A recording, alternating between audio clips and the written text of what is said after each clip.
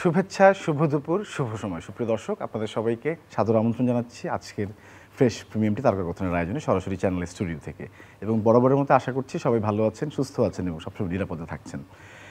আজকে আমরা আড্ডা দেবো একজন তারকার সঙ্গে, এবং তারকা বলতে তিনি শুধুমাত্র তারকা নয়, আমাদের প্রিয় একজন মানুষও বটে, প্রিয় নায়ক, প্রিয় অভিনয় শিল্পী, অনেকগুলো পরিচয় তার দেওয়া যেতে পারে আজকে, এবং তার সাথে আড্ডা দিতে বেশ আনন্দই আমরা পাবো আশা করছি আজকের আয়োজনে। আমাদের সঙ্গে রয়েছেন প্রিয় ওমর সানি। সানি ভাই, welcome to the studio. Thank you. কেমন আছেন? বরাবরের মতো আমি ভালো আছি। ভালো না থাকলে তো আমার প্রাণের জায়গা চ্যানেল আইতে তো আসা হতো না। বাড়িতে আসার মতো সানি ভাই, একদম আসলে ঘরে আসার মতো। সানি ভাই আসলে খুব হাউকাউ হয় এবং সানি ভাই সবাইকে ডাক দিয়ে কথা বলেন এবং তার একটা আলাদা একটা অ্যাভাটার তৈরি হয় এখানে। এনিওয়েজ, সানি ভাই, আমরা আজকে আড্ডা একটু অন্যরকম দিতে চাই, মানে কাজের বাইরেও কিছু কথা বলবো এবং কাজ নিয়েও কথা বলবো নিশ্চয়ই। এবং ব্যক্তি জীবনে আপনি একজন উদ্যোক্তাও বটে। আমরা সবসময় শুনি, দূর থেকে শুনি বা কাছ থেকে শুনি, দেখি। আজকে আপনি একটি উদ্যোগ নিয়ে শুরুতে কথাটা বলি, তারপর হচ্ছে কাজে যাই। একটি ব্যাপার আমরা শুনেছি বা আমরা জানি, অনেকে জানে বা জানে কি জানি না, জানাতে চাচ্ছি আজকে। সেটা হচ্ছে আপনার রেস্টুরেন্ট বিজনেসের প্রতি একটা আলাদা আগ্রহ সবসময় দেখেছি আমরা। এটা মানে কবে থেকে হয়েছে বা কেন হয়েছে? আমার মূলত এই রেস্টুরেন্ট বিজনেসের মাথায় ছিল আমার ছেলে ফারদিনের। ওকে। আমাদের একটা রেস্টুরেন্ট ছিল মন্টানা লাউঞ্জ উত্তরাতে। তারপর দেন আমরা মন্টানা লাউঞ্জ গুলশানি করলাম, ওখানে একটু প্রবলেম হয়েছিল। ওর মাথায় আসলো যে চাপওয়ালা, যে মিরপুরের চাপ খুব বিখ্যাত আমাদের এখানে, এটাকে কিভাবে একটু অন্য স্টাইলের চাপ নিয়ে আসা যায়। সেই অনুযায়ী ওর কিছু আবিষ্কারের একটা জিনিস আমি দেখলাম, দেখে আমার কাছে ভালো লাগলো। তো ছোট পরিসরে একটা চাপের রেস্টুরেন্ট আমি করলাম। সেটা একটা সময় গিয়ে দেখলাম যে না, এটা আমাদের রং জায়গা সিলেকশন। কত শুনে ভাই এটা করলেন? এটাও তো আরো কত করোনার আগে। আচ্ছা, ওকে। তারপরে দেন ওইটাকে আমি ডিসলভ করে দিয়ে আফতাবনগরে বড় করে করলাম। সেখানে হলো কি যে অ্যাকোমোডেশনটা হচ্ছিল না ওই আগের মতোই একটা প্রবলেম, আর এলাকা ভিত্তিক বা জ্যামের কারণে বাইরের থেকে কেউ যেতে পারছিল না, ঢুকতে পারছে না। আমি চিন্তা করলাম যে নো, আমি এখানে করব না। সাভারে এখন আছি, সাভারের এটা চলছে। ইপিজেডে একদম মানে হার্ট অফ ইপিজেড। সেখানে আমরা কয়েকদিনের মধ্যে স্টার্ট করব চাপওয়ালা রেস্টুরেন্ট অ্যান্ড পার্টি সেন্টার। আর বাথুলি একটা জায়গা যেটা নিয়ে কথা বলতে চাচ্ছি, সেটা হচ্ছে আমরা মানিকগঞ্জ যেতেই ধামরাই জায়গাটা পড়ে, ধামরাই থেকে কালামপুর, কালামপুর থেকে বাথুলি একটি বাস স্ট্যান্ড আছে, ওইটার পাশেই ছোট পরিসরে, আমি ছোটোখাটো মানুষ তো ছোট পরিসরে করার চেষ্টা করেছি। সেটার নাম হচ্ছে চাপওয়ালা শ্বশুরবাড়ি। সরি ভাই, এই জায়গায় আসছিলাম, নামটা নিজেই বলে দিয়েছেন। আমি জানতে চাই আমাদের সানি ভাইয়ের কাছে, সেটা হচ্ছে যে শ্বশুরবাড়ি, চাপওয়ালা শ্বশুরবাড়ি কেন হলো নামটা, মানে এটার কারণ কি? আচ্ছা, মনে করো যে তুমি বিয়ে করেছো? হ্যাঁ, করেছো। শ্বশুরবাড়ি যাওয়ার সময় কিরকম ফিল হয়? মানে মজা লাগে না? মজা লাগে, ভয় লাগে, নার্ভাস লাগে, অনেক কিছু লাগে। এবং তুমি মনে করো যে শ্বশুরবাড়ির খাবারটা খুব ভালো লাগে, হ্যাঁ, একটু স্পেশাল কারণে হোক। আর বেসিক্যালি কিন্তু শ্বশুরবাড়ির খাবারগুলি খুব ভালো হয় জামাইয়ের কাছে। হ্যাঁ, তো ওই পয়েন্ট অফ ভিউতে যখন দেখি মৌসুমী খুব ভালো রাঁধুনি, এবং মৌসুমী যখন রাঁধে তখন কিন্তু ভীষণ ফিল পাই যে আমি শ্বশুরবাড়িতে খাচ্ছি। আচ্ছা, সেখান থেকে আমার একটা মাথায় আসলো, একটা দুষ্টামি আসলো, যেটাই বলি না কেন, যে শ্বশুরবাড়ির খাবারটা একটা ফিল, একটা সবাইকে বলা যে শ্বশুরবাড়ির খাবার। হ্যাঁ, তো ওই কারণেই হচ্ছে আমার শ্বশুরবাড়ি যাওয়ার মানে খাবারটা, এই কারণে যে খাবারগুলি যেন ওই ফ্লেভারটা যেন থাকে, শ্বশুরবাড়ির ফ্লেভার না, ভালো কিছু খাবার যেন আমি দিতে পারি, পরিবেশন করতে পারি, সেইটার ফিলটাই কিন্তু শ্বশুরবাড়ির। আচ্ছা, মানে হয় না যে আমার বাবার বাড়ি, আমার শ্বশুর বাড়ি, যে এই খাবারটা খুব ভালো হবে, যে আজকে মা রান্না করেছে, রাইট, কি আমার শাশুড়ি আজকে আমার জন্য রান্না করেছে, তাহলে তো হয়েছে আর কি, ভালো কিছু হবে। সো ওই পয়েন্ট অফ ভিউতে মানে নামটা শুনলে যাতে যে কোনো গ্রাহক যাতে মনে করে না খাবারটা রান্নাটা ভালো হবে, বাসার হবে। রাইট। যদি আমরা সেটাকে ভালো কিছু করতে পারি। আচ্ছা, ইতিমধ্যে তো সারা নিশ্চয়ই পাচ্ছেন সানি ভাই, যেহেতু আপনি এসে বলেছেন কিছুটা পাচ্ছি। কেমন যাচ্ছে সব মিলিয়ে আসলে? আলহামদুলিল্লাহ, কিছু তো প্রবলেম থাকবেই। আমরা যখন বাঙালি, আমাদের ব্লাডের মধ্যে প্রবলেম আছে। তো এই জায়গাটা তো ঠিক করতে হবে। এই যে এখন যখন তোমার সাথে কথা বলছিলাম একটু আগেই, আমার ভাই রুমি ফোন দিল, খুব উত্তেজিত সে। স্টাফরা কথা শুনে না, ওইটা শুনে না, ওইটা করে না, কাস্টমার আসছে, অ্যাটেনশন দিচ্ছে না। তো এটা তো একদম মানে গড়পড়তা। এবং সানি ভাই প্রবলেম সলভ করতে পারে। কারণ আবারও এখানেও এসে দেখলাম যে 2 ঘন্টা আগে আসছি, কেমন জানি একটু ঝিমানো ঝিমানো, কিন্তু আমার কাছে অলওয়েজ চ্যানেল আই সবসময় বাবার বাড়ির মতো মনে হয়, শ্বশুর বাড়ির মতো মনে হয়, তার জন্য আর কিছু বলি না। সানি ভাই, আপনি তো ওই ফিলটা দেন আসলে, যে আপনি বাড়িতে এসেছেন, আমরা আসলে ওই ফিলিংটা পাই আপনার থেকে। এবং একটু জিজ্ঞেস করি যে আপনি একজন বরাবর একজন ধর্মভীরু মানুষ, সবসময় আপনি মুখে আল্লাহর নাম এবং সবসময় সব কিছুতে আপনার একটা গ্রেসফুলনেস থাকে, আমরা দেখেছি, খেয়াল করেছি। তো এই যে খাবারের যে বিজনেস বা মানুষকে যে খাওয়ানোর যে ব্যবসা বা ব্যবসাদার হওয়া, এটার সঙ্গে এটা কোনো রিলেশন আছে কি মনের ভেতরে বা কোন জায়গায় বিশ্বাসে?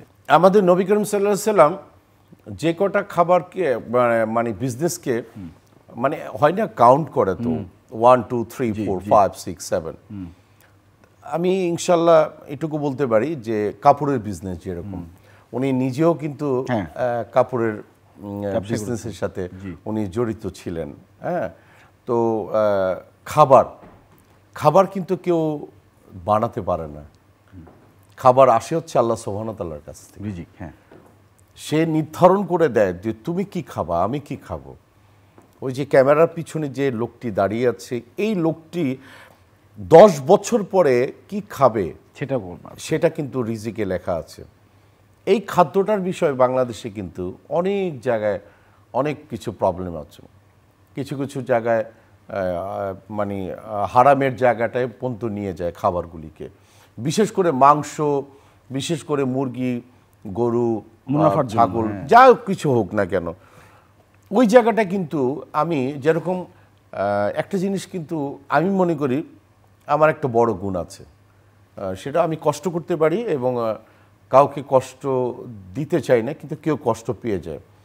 আমি ভ্যান্ডারের কাছ থেকে কোনো মুরগি নেই না। আচ্ছা, অনেক সময় হয় না যে ভ্যান্ডার মুরগি দিয়ে যায়, যে জবাই করা একদম তাই স্বাভাবিক, তাই হয় আসলে। আমি ভ্যান্ডারের থেকে নেই না, হয় আমি নিজে যাই, নয় আমার কোনো অ্যাসিস্ট্যান্ট যায়, নয় আমার কোনো ম্যানেজার যায়, তারা একদম লাইভ মুরগি কেটে সুপারভাইজ করে আমাদের সামনে এটা জবাই করে সেটাকে ছুলে একদম টোটালিটি করে তারপরে দেন এভরিডে। কারণ এভরিডে, হয়তো বা সপ্তাহে 4 দিন হতে পারে, ফ্রিজে কিছু রাখি। এবং ভ্যান্ডারের কাছ থেকে আমি কিন্তু জানি না আমার ইমানটা আমি কেন নষ্ট করব পয়সা দিয়ে, এটা তো আমি ঠেকা পড়ে নেই, আমার ইমানটাকে আমার নষ্ট করার তো ঠেকা পড়ে নেই। আমি কনফার্ম হব যে আসলে এই ধরনের অনেক অনৈতিক কাজের সাক্ষী কিন্তু আমি রেস্টুরেন্টের ভিতরেই আমি কালের সাক্ষী। এমনও হয়েছে ফ্যামিলি নিয়ে ইন্ডিয়ান বড় একটা রেস্টুরেন্ট, এখানে চেন, নাম বলবো না, গিয়েছি, প্রায় 8-10 হাজার টাকা বিল, দেন আবিষ্কার করি যে এটা একটা পচা মুরগি, এটা একটা মরা মুরগি। এটা আবিষ্কার করার মতো ক্ষমতা আমাদের আছে, টেকনিকটা আমরা জানি। হ্যাঁ, পরে ম্যানেজার পর্যন্ত স্বীকার করেছে যে এই যে মানে বিভৎস, এই বিভৎসতার থেকে আমি যেরকম অনেক জায়গায় আমি নিজেকে নিজে জাহির করব না, আমি অনেক জায়গায় পারতপক্ষে মুরগির মাংস জানার পর থেকে খাই না, স্বাভাবিক কারণে আসলে আমি আমার নিজের জায়গাটা খাই। আমার নিজের রান্না যে পৃথিবীর সেরা তা কিন্তু বলবো না, হয়তোবা 80% মানুষের কাছে ভালো লাগে না, এবং কিংবা 20% মানুষের কাছে ভালো লাগে না, তার লাগতেই পারে, কিন্তু আমি আমার জায়গাটার থেকে মানে এটা বিশ্বাস করি। অনেকেই ফিল করতে পারে যে সবাই কি খারাপ বিজনেস করে, নো, আমার চেয়েও হয়তোবা হালালভাবে অনেকেই বিজনেস করছে। উদ্যোক্তা হিসাবেই আমি একটা কথা বলি, আমি একটা ছোট উদ্যোক্তা, এবং আমার মাথার উপরে ব্লেসিং একটা মানুষের আছে, সে হচ্ছে অনলি ওয়ান ফরিদ রেজা সাগর ভাই আমাকে সবসময় এই বিজনেসটার বিষয়ে উৎসাহিত করেছেন, এবং যখন যে প্রয়োজনে যত সহযোগিতা আছেন উনি আমাকে সবসময় করেন, এবং তার উদ্যোগ, আমার ছেলের ভালোবাসা, আমার স্ত্রী প্রিয়দর্শিনী মৌসুমী, আমি এখনই কথা বলিয়ে দিব এবং তার ভয়েস শুনবে। দর্শকরা শুনছে আপনি কথা বলুন। আমরা জানতে চাইছিলাম যে নতুন যে রেস্টুরেন্টটি হচ্ছে সেটা নিয়ে আপনারা শুভাশিস সবাইকে যদি দিতে চান এবং যদি আমন্ত্রণ জানাতে চান, এবং চ্যানেলের সকল দর্শক আপনাকে শুনছে এই মুহূর্তে, আপনি যদি বলেন আমাদেরকে। আচ্ছা, আমাদের নতুন আউটলেট আগের মতনই একটা সুন্দর আউটলেট হবে, আর বাংলা স্বাদের খাবার নিয়ে আমাদের চাপ, কাবাব এসব তো থাকবেই। আরো অথেন্টিক আমাদের আরো কিছু ইয়ে রয়েছে, যেমন গরু ভুনার পাশাপাশি হাঁস ভুনা, তারপর খিচুড়ি, তারপর আরো বোধহয় ভুড়ি, ভর্তা টর্তা, অনেক কিছু আছে যেগুলো সচরাচর পাই না, ওগুলা খাবার আছে। তো ওগুলা আমার মনে হয় যে আমাদের বাংলা খাবারের মধ্যে এগুলো খুবই ঐতিহ্যবাহী খাবার। তো এগুলো আমরা নিয়ে এসেছি চাপলা, এটা হচ্ছে ধামরাই বাথুলিতে। তো সবাই আসবেন, সবাই আমন্ত্রণ রইল। মৌসুমী, একটা প্রশ্ন ছিল, আমি একটু সানিমের কাছে জানতে চেয়েছি, আপনার কাছে জানতে চাইবো একইভাবে। সেটা হচ্ছে যে চাপলা শ্বশুরবাড়ি নামটা কেন নাম রেখেছেন, সেটা সানি ভাই বলেছেন, আপনি যদি একটু বলতেন আপনার কেমন লেগেছে? শ্বশুরবাড়ির খাবার খুব মজা হয়, আমার কাছে ইউনিক লেগেছে। এখন ও কি মনে করে, যেহেতু ওইটার ওনার, সো ওটা কি মনে করে হঠাৎ করে দিল আমি জানি না। আমিও আসলে আমারও একই প্রশ্ন, বাট আমার কাছে ভালো লেগেছে, ইউনিক লেগেছে। বাহ, তাহলে তো পাস হয়ে গেছে। যাই হোক, থ্যাংক ইউ ভেরি মাচ মৌসুমী আমাদের সঙ্গে যুক্ত হওয়ার জন্য এত রাত্রে বেলা আমেরিকা থেকে, বাফেলো থেকে। এবং হ্যাঁ, আমি যে নিউ ইয়র্কে দিয়ে যাচ্ছি। জি জি, এবং আরেকটি বিষয় একটু জানতে চাইছি, সেটা হচ্ছে যে যখন ওমর সানি যখন শ্বশুর বাড়িতে যান, যে আদরটি পান, সেই আদরটি কি কাস্টমাররা একটু ফিল পাবে নাকি ওখানে গেলে? কোর্স সানি ভাই বলেছিল না, এরকম কিছু একটা চিন্তা করে বোধহয় শ্বশুর বাড়ি মিস করে, সেই চিন্তা করে বোধহয় করেছে। বা অনেক কিছু বলেছে আমাদের, আসবে শ্বশুর বাড়ির একটা আদর, জামাই আদর পাবে। Thank you very much Mousumi, thank you very much আমাদের সঙ্গে জয়েন করার জন্য এত দূর থেকে, এত রাতের বেলা। আমরা সবসময় চাই যে হালালভাবে, হ্যাঁ, হালাল মিন্স অন্য ধর্মের মানুষরা যেন, আমি একটু ভেঙে দিই, জি প্লিজ, এইটা যেন ফিল না করে। হালাল বলতে কি বোঝানো হয়? হালাল শব্দের অর্থ হচ্ছে পরিষ্কার পরিচ্ছন্ন। হালাল শব্দের অর্থ হচ্ছে জিনিস, পশুটা কি, এটা কি মরা নাকি জ্যান্ত, জ্যান্তটাকে এটাকে পরিবেশন করা এবং সেটাকে সহিভাবে কাজ করা, ঠিক আছে, এটাকেই কিন্তু হালাল বলে, এবং হাইজিন ঠিক রাখা, একদম হাইজিন।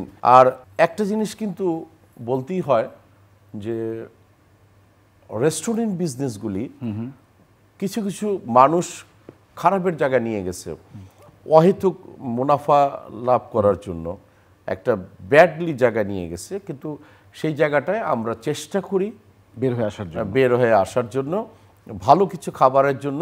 এবং আমার ছেলে ফারদিন একদিন একটা কথা বলেছে, আমি বললাম যে বাবা, আমি কি এই তেলটা ব্যবহার করব নাকি এই তেল ব্যবহার করব না এইটা? বলে যে ওইটা করলে কি করবা? আমি কি করতে পারি, এই তেলটা ব্যবহার করলে কি তুমি খাবার? বলে যে না, তুমি কোনটাতে কমফোর্ট? আমি বলছি যে এই 3 নম্বরটা আমি কনফার্ম, কিংবা 1 নম্বরটা কনফার্ম, কিংবা 2 নম্বরটা কনফার্ম। তুমি যেটা খেতে পারবা সেটি তুমি কাস্টমারদেরকে খাওয়াবা, আর তুমি যেটা খেতে পারবা না সেটা কাস্টমারকে তুমি দিবা না। সো আমার ছেলে ছোট মানুষ, বয়স কম, কিন্তু এত বড় একটা কথা বলে ফেলেছে না, যেটার ওজন নিতে আমি বাবা হিসাবে আমার অনেক মানে ঘাম বেরিয়ে যায়। আমি এটাকেই ফলো করি যে আমি যেটা খেতে পারবো সেই জিনিসটাই তোমার কাছে আমি যেন পরিবেশন করব। একটা নীতি সব জায়গায় থাকলে তো সানি ভাইয়ের কোনো প্রবলেমই থাকে না পৃথিবীতে, আমি যা পারবো, আমি যা খাবো আমি তাই খাওয়াবো। It's wonderful, thank you very much. ফারদিনকে আমাদের শুভেচ্ছা রইল এবং শুভাশিস রইল নতুন উদ্যোগের জন্য। এবং প্রিয়দর্শিনী মৌসুমী এই ব্যাপারে একটু বলেছেন এসে, সেখান থেকে একটু আসতে চাই, কেমিস্ট্রির কথা বলবো সানি ভাই, উইথ ইউর পারমিশন। সেটা হচ্ছে আমরা সবসময় খেয়াল করেছি সোশ্যাল মিডিয়াতে বা যেখানেই আপনাদের দুজনকে আলাদা আলাদা পেয়েছি বা জিজ্ঞেস করেছি, you two have immense respect with each other এত বছর পরেও। এবং ইন্ডাস্ট্রিতে থেকে আপনি যখন প্রিয়দর্শিনী মৌসুমীর ব্যাপারে বলেছেন, তখন সর্বোচ্চ পরিমাণ সম্মান রেখে, এবং তিনি লাস্ট যেটি বলেছেন, যেটি শুনছিলাম আমি একটু আগে আপনি আসার আগে, যে বলছেন সানি কাজ করতে খুব ভালোবাসে এবং সে কাজের মধ্যে থাকতে পছন্দ করে, এবং রেস্টুরেন্টের ব্যাপারটি এসছে আর কি, এবং সেখানেও প্রচণ্ড সম্মান, মানে কি বলবো, ছিল কথার মধ্যে। আপনি সবসময় বলেন এইটার আসলে মানে রহস্য, এটা অনেকের জন্যই জিজ্ঞেস করলাম, ধরেন কি বলবেন উত্তরে? আমি যদি তোমাকে সম্মান না করি, তুমি একদিন আমাকে অসম্মান করবে। কারণ মানে টিট ফর ট্যাট, জ্যাসা কারেনি ওয়াসা ভ্যারেনি। আমি আমার কর্মটাকে যদি একটা সময় গিয়ে খারাপভাবে প্রতিষ্ঠিত করি আমার আল্লাহ সুবহানাহু ওয়া তাআলার কাছে,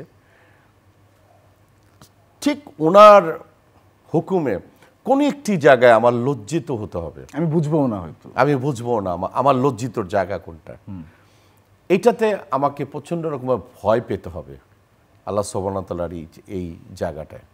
এই রিয়েলাইজেশনটা অনেকের আসে না কেন বলে মনে হয়? না, অনেকেই আসে না, অনেক এই যে আজকে এই মুক্ত মানে বাংলাদেশে কথা বলছি, তুমি কি এটা মানো যে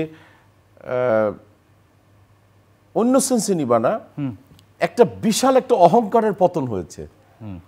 অহংকারটা যে কোনো সেক্টরে হতে পারে, তোমার সেক্টরে হতে পারে, আমার সেক্টরে হতে পারে, রাজনৈতিক পয়েন্ট অফ ভিউতে হতে পারে, একটা ব্যবসায়ী হিসাবে হতে পারে, একটা ধর্মীয় গোড়ামির থেকে হতে পারে, একটা ধর্মের জায়গা থেকে হতে পারে, একটা ড্রাইভ করছি, ধুর আমার এটা কোনো ম্যাটারই না, এটা একটা অহংকার, এটাও একটা অহংকার। আমাদেরকে এইটাকে পরিহার করতে হবে, অল্পতেই সন্তুষ্টি লাভ করতে হবে। এটার তুমি মনে করো যে একজনই বলল, হ্যাঁ একজনই বলল যে আচ্ছা আপনি ধর্ম সম্পর্কে, আপনার ইসলাম সম্পর্কে, আপনি আল্লাহ সম্পর্কে এক কথা শেষ করে দেন। তা আমি তো এক কথা শেষ করতে পারবো না, এতে তো পাতার পর পাতা, বছরের পর বছর আমাকে লিখে যেতে হবে। কিন্তু আমি যদি ছোট্ট করে যদি আমি বলি যে আমি যাহা দেখি তাহার মালিক আল্লাহ, যাহা শুনি তাহার মালিক আল্লাহ, যাহা শুনি না তাহার মালিকও আল্লাহ, যাহা দেখি না তাহার মালিকও আল্লাহ, যাহা শুনি না এবং দেখি না তাহার মালিকও আল্লাহ, এক কথা শেষ হয়ে গেল। ওয়ান্ডারফুল সানি ভাই, thank you very much, wonderful philosophy. আচ্ছা, এবার একটু মানে দর্শকদের হয়ে যদি জিজ্ঞেস করি, মানে সিনেমার ব্যাপারে সবারই একটু থাকে, প্রশ্ন থাকে আপনাকে নিয়ে। সানি ভাই তো এখন ব্যবসা দেখছেন, নানান কাজকর্মের সঙ্গে ব্যস্ত, সিনেমার সঙ্গে কতটুকু আসলে আপনার সুতো জড়িয়ে আছে এখনো, বা আদৌ আছে কিনা, বা সেই জায়গাতে কাজ করছেন কিনা কোনোভাবে? ফার্স্ট অফ অল একটা জিনিস বলে নিই, আমি এই উদ্যোক্তার আগে আমি সর্বপ্রথম আর্টিস্ট। আমাকে যদি বলা হয় যে আপনি উদ্যোক্তা হিসাবে আপনাকে আজকে ইনভাইট করব, আমি রিফিউজ করব। আসবেন না, জানতাম। হ্যাঁ, আমি রিফিউজ করব, সেটা যে চ্যানেলই হোক, যে জায়গায় হোক। আমি একজন শিল্পী ওমর সানিকে আনতে হবে। আমরা বলবো না, আসলে আমরা সবার আগে চিত্রনায়কই বলবো আপনাকে, তারপর আপনাকে উদ্যোক্তা বলবো, সেটাও সত্য। এবং সিনেমার সঙ্গে আপনার এখন সংযোগটা কেমন? আমি কাজ করতে চাই, বিগত দিনে অনেক কাজ করতে পারিনি, অনেক জায়গা বাধার সম্মুখীন হয়েছি। এবং কিছুদিন আগে আমি বলেছিলাম যে একটা ছবি করেছিলাম ডেড বডি, আমাকে তো একটু কর্নার করে রেখেছিল আগে। এইটা কেন কাজ করলাম ওমর সানি, এটার জন্য আমার পরিচালক প্রযোজককে কথা শুনতে হয়েছে। তো এই জিনিসগুলি না আমাকে ভীষণ কষ্ট দেয়। এই দলীয়গতভাবে দলটাকে যখন নাকি শিল্পীর মধ্যে ঢুকায় নিয়ে আসে, হ্যাঁ, তুমি বিশ্বাস করবা যে আমি কয়েকদিন আগে যখন নাকি আমার চাপলা শ্বশুরবাড়ি বাথুলি ওপেনিং করব, দাওয়াত দেওয়ার মতো কোনো শিল্পী আমি পাইনি আহামরিভাবে। সবাই অলমোস্ট কিছু না কিছুভাবে বিতর্কিত। হ্যাঁ, দাওয়াত দেওয়ার মতো কোনো কিছু করি না। তখন আমি চিন্তা করলাম যে না, কাকে দাওয়াত দিব, সবাই তো আসতে পারবে না। বলতে পারবো আমি সবাই, কিন্তু প্রতিটা শিল্পীর প্রতি আমার শ্রদ্ধা আছে। আমি ভাবি আচ্ছা ও কই আছে, আচ্ছা ও যদি থাকতো, আচ্ছা ওর জন্য যদি আমি কারো কাছে ক্ষমা চাইতে পারতাম। তুমি যদি মনে করো যে কেউ যদি আমাকে বলা হয় যে এই আর্টিস্টটা তো এই বিতর্কিত, কিন্তু এই আর্টিস্টটার জন্য জাতির কাছে ক্ষমা চাইতে হবে, আমি ওমর সানি আজকে ডিক্লেয়ার দিলাম, আমি আমার ভাইটার জন্য, আমার বোনটার জন্য আমি ক্ষমা চেয়ে নেব, যে ওকে ক্ষমা করে দেন, কারণ ও শিল্পী। আমি একজন শিল্পী। ওমর সানি ভাই খুব ইমোশনাল একজন মানুষ, সবসময় আমরা দেখেছি এবং আমরা তো কাছ থেকে দেখি আসলে উনি অনেক ইমোশনাল হয়ে যান।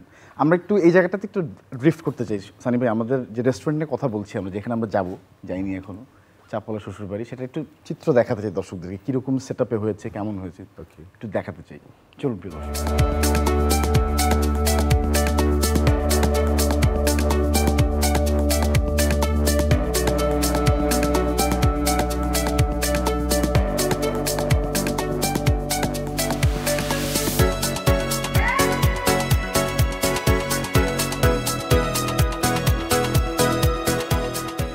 আমাদের স্পেশাল সবসময় চাপ বা আরও যে কিছু আইটেম যেগুলো অনেক জনপ্রিয়, সেসব আইটেমও থাকবে আপনাদের জন্য। আমাদের সানি ভাইয়ের উদ্যোগটা দেখলাম আসলে, এবং দেখলেও মনে হয় কিন্তু যে ঘরোয়া একটা ব্যাপার সেখানে হয়তো আছে ভেতরে ঢুকে, এবং খুব সাদামাটা। হ্যাঁ, এটাই তো আমি ভাববো না যে 2000 কোটি টাকা তৈরি করা হয়েছে। হ্যাঁ, অনেক সাদামাটা, অনেক। সেদিন একজনে ঢুকে বলতেছে যে ভাই একটু কথা আছে, আসবো। আমাকে আসেন, আমরা কি ঢুকে খাইতে পারবো এনে? আমি কেন পারবেন না? এখানে একদম রাষ্ট্রপ্রধান থেকে শুরু করে মেথড থেকে শুরু করে সবাই। হ্যাঁ, আমার রেস্টুরেন্টে যারা মানুষ তারা খেতে পারবে, তারাই খেতে পারবে। আচ্ছা, যারা মানুষ তারাই খেতে পারবে। কি যে আমি তো ভাবছি যেরকম আমার এখানে 120 টাকার থেকে শুরু করে হায়েস্ট বোধহয় 250-300 টাকার খাবার। মানে সেই জায়গাটা জানতে চাচ্ছিলাম যে দামটা কিরকম রাখা হয়েছে সানি ভাই? একদমই একদম নরমাল বাজার দর। বাজার যে পর্যন্ত আমাদেরকে একটু শান্তির জায়গা তৈরি করে দিবে রাষ্ট্র। হ্যাঁ, আমরা কি খাবো রাষ্ট্র, সেই বিতর্কিত ওমর সানি বলছি সানি ভাই নিজেই বলেন। হ্যাঁ, তো বাজার দর যে পর্যন্ত থাকবে আমাদের মুখে হাসি থাকবে, বোর ইয়ে পাবো না। যেরকম সবসময় ক্লিন শেপ থাকবো, তোমার মধ্যে এরকম খোঁচা খোঁচা দাড়ি থাকবে না। হ্যাঁ, তো বাজার দর যখন যেটা থাকবে সেই অনুযায়ী কিছু লাভ তো আমাকে করতে হবে, কারণ আমার স্টাফ আছে, আমার হাউস রেন্ট আছে, ইলেকট্রিক বিল আছে, আমার নিজেরও তো পেট আছে। অবশ্যই অবশ্যই সানি ভাই, এবং সেটাই আপনি ভেঙে বলেছেন, বারে বারে বলতে চাচ্ছেন আছে। এবং এই যে সেটআপটা যে এত মিনিমালিস্টিক রাখা হয়েছে ইচ্ছাকৃতভাবেই, মানে হাইওয়েতে যে এত মানুষ যাবে ওইখানে, এবং আপনাদের কথা শুনলে তো আরো বেশি যাবে, তো সেই চাপ তো সামলাতে হবে। আমি তো চাপ সামলেই যাই, এই 16-17 বছর তো চাপ সামলেই যেতেছি। সানি ভাই যে এত মানুষকে খাওয়ানোর জন্য এত কিছু চিন্তা করে, সানি ভাইয়ের প্রিয় খাবার কি, বা কার হাতের রান্না সবচেয়ে তার ফেভারিট? এটা কখনো প্রশ্ন করবা না। আচ্ছা, কেন? কার হাতের রান্না বানিয়েছে, মানে কার, মানে আমি কিন্তু বলিনি কার, মানে কারটা বেশি ভালো লাগে আর কি। আমি তো বলি না যে আমার সবচেয়ে প্রিয় হাত হচ্ছে আমার মা, যে নাকি দুনিয়াতে নেই। জি। তারপরে যদি ফিল করি সেটা হচ্ছে অবশ্যই মৌসুমী, আর তার চেয়েও বেশি প্রিয় যখন নাকি আমার মেয়ের কচি হাত দিয়ে, হ্যাঁ, আর আমার বৌমা ওদের কচি হাত দিয়ে যখন নাকি আমার ভাগ্নি রুমা রান্না করে, সেটা আরও অসাধারণ হয়।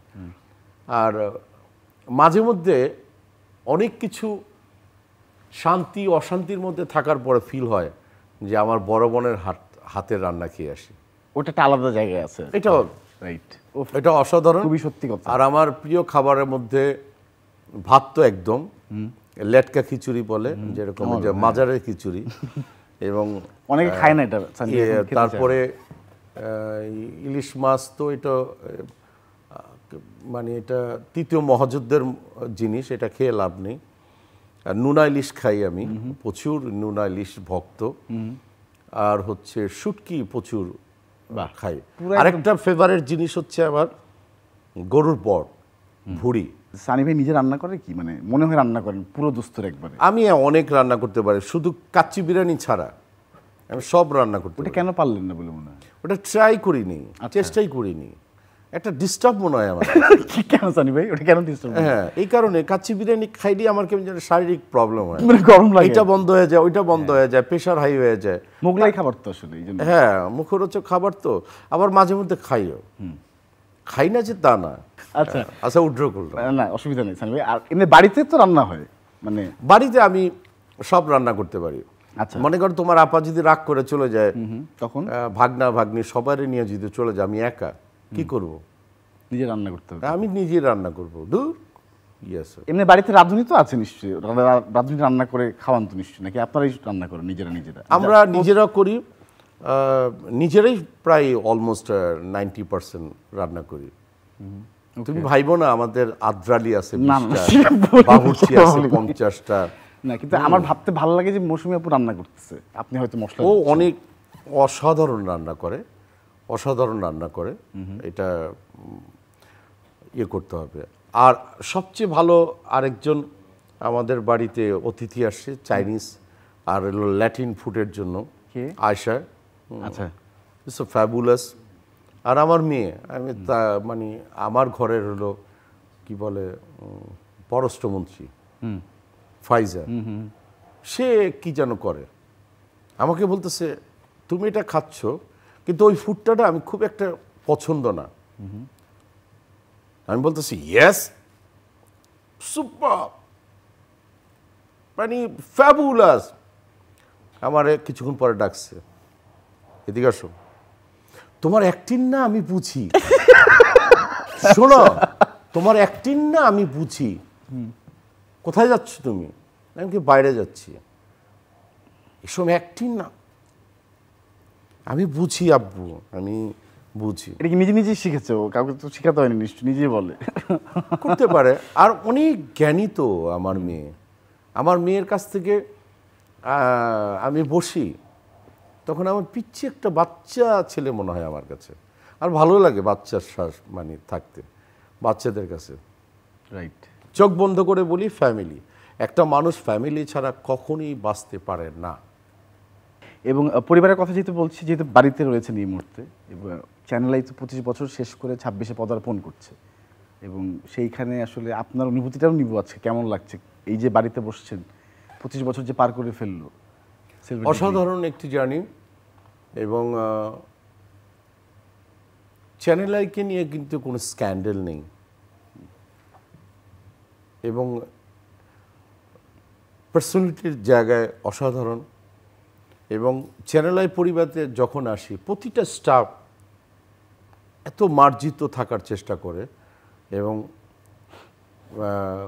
অনেক বছর যাবৎ দেখি অন্যান্য স্টাফগুলির দেখি 6 মাস পর পরে মানে চেহারা চেঞ্জ।